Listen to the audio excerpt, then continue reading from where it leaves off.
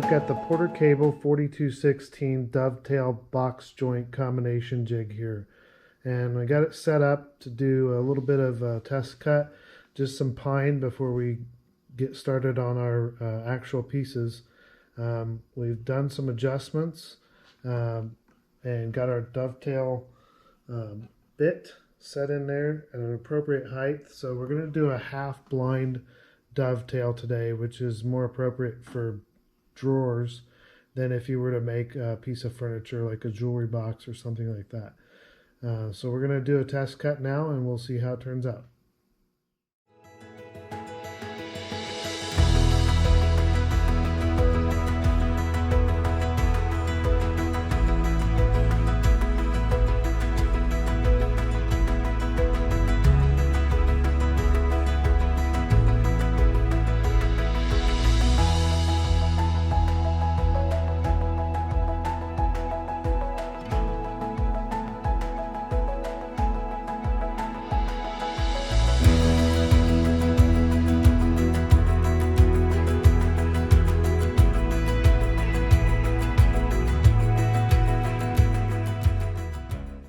Okay, so a couple of things to add here. We just made our first cut, and I wanted to point out that it's got these index lines here that are machined into the jig that shows you where to line up with your vertical piece with your horizontal piece.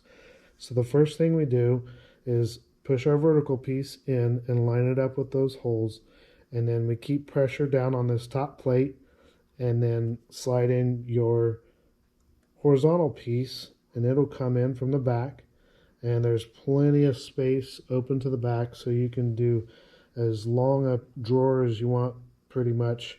So now we're going to take this all out of the jig and see how it fits. But one other thing, it's Porter Cable put in this adjustable stop here on the side. So being that we're around machinist stuff all the time and we like to use more precision instruments, you've seen me use calipers and stuff in measuring things. We use this setup bar, and it's set up to, it's machined at an 1/8 inch. It's a piece of brass. And so, so we got our router bit set to the perfect depth, 1/8 inch, with our setup bar. And then it's got these quick adjustable clamps.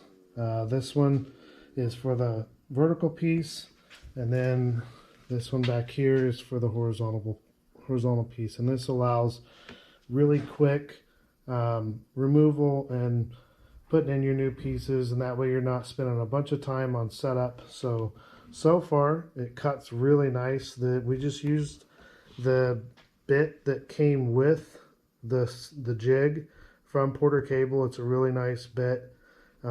Cuts really well in pine so far. We'll see what happens when we move to the oak and move to the harder woods. So from there, we're going to do a test fit now and see how it goes together.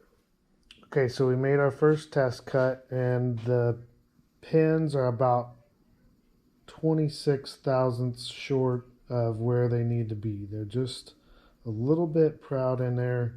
And so we're going to make an adjustment with a 25 thousandths feeler gauge and see if we can get that to where it's got a nicer fit for us. Now remember, this is just pine, so this has a lot more forgiveness than some of the hardwoods that you might be using in a cabinet drawer like oak or maple or something like that.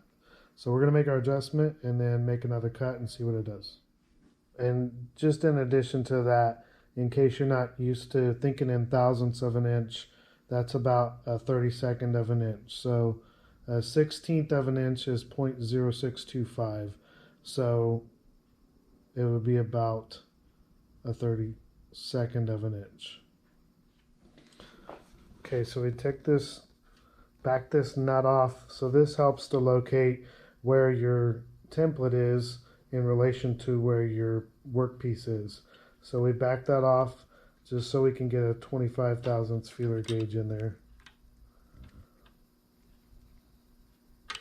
And then we'll tighten the nut down, the hand screw, and we'll make another cut, go from there. Okay, so we made an adjustment to the adjustment. This jig has so much adjustability but so much precision built into it. Instead of putting 26 thousandths in between the thumb screw and the stop, we cut that in half and made it 13 thousandths, because what you do to the pins you're also doing to the tails, and if you make the pins looser you're going to make the tails looser also. So we're going to make another cut with a 13 thousandths adjustment, so about a 64th of an inch, and we'll see where we're at from there. See if that's tighter, if that does us any good, or if we should have just stuck with the 32 thousandths feeler gauge, or 25 thousandths. Here we go. Okay, so this is actually the second test cut. We put the other one in a couple too many times and it just got super sloppy. I think we took too much off of it. And so we ran it over the chop saw and just started with a clean slate. So this is still our 13 thousandths adjustment, and it's pretty tight, but I think it's manageable.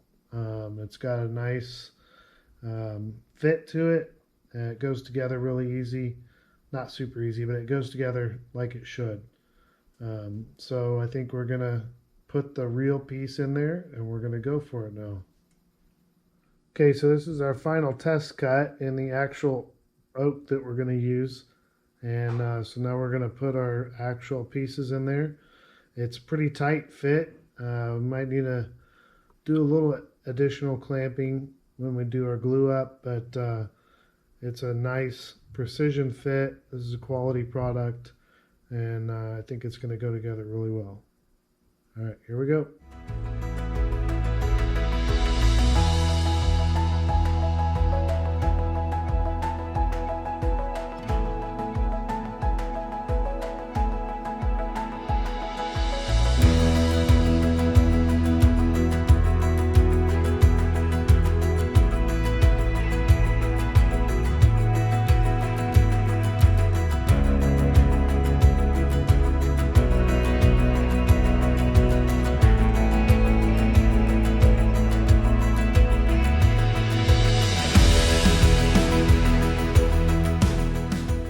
So there's the actual cut we just finished, and pretty pleased with that. Not much room for glue in the joint, but it's super tight, super precise, just like we like it.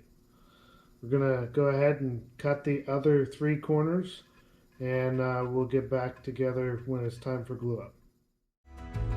Well guys, that wraps it up for the Dovetail Jig demonstration.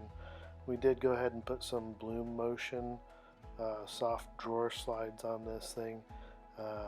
Full extension, 100-pound capacity, probably way overkill for this drawer, just holding some spatulas and stuff, but we're really pleased with the way everything turned out.